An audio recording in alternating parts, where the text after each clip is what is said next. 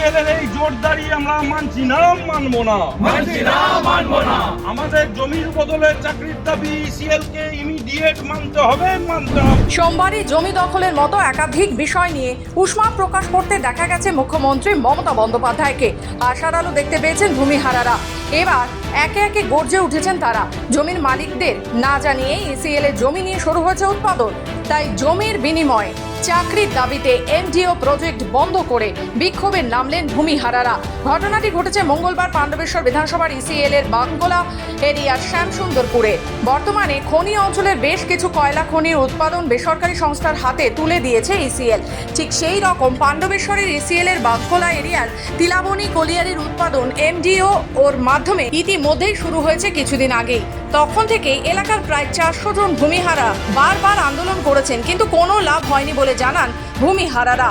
ভূমিহারা কমিটির সদস্য সৌরভ ব্যানার্জি জানান, ইসিএল এর বাঙ্গলা এরিয়ার কর্তৃপক্ষ জমির মালিকদের না জানিয়ে জমি নিয়ে কয়লা উত্তোলনের কাজ ইতিমধ্যে শুরু করেছেন। তিনি বলেন, প্রায় 12টি মৌজার জমি নিয়ে কাজ করছে ইসিএল। ভূমিহারাদের দাবি, তাদের না জানিয়ে অন্যায়ভাবে জমি দখল করেছে ইসিএল, তাই তাদের এই আন্দোলন। আমাদেরকে আবার আন্দোলনের মুখে ইসিএল কর্তৃপক্ষ জোর করেই ঠেললো।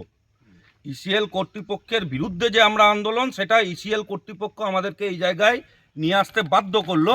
কারণ 1 বছর ধরে তারা প্রতিশ্রুতি দিয়ে যাচ্ছে।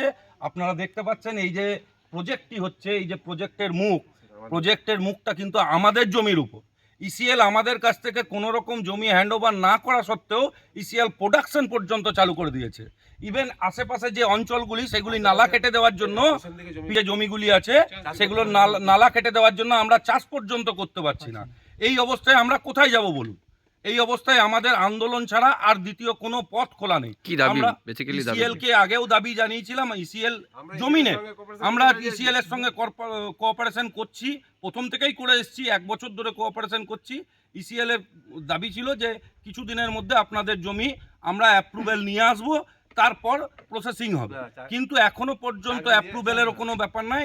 আমাদের একটি দাবি, এই মুহূর্তে আমাদেরকে ইসিএল যেহেতু জমি নিয়েছে, জমির বদলে যে চাকরির রীতি ওদের আছে, সেই চাকরি দেখ, তারপর আমাদের জমিতে কাজ করুক।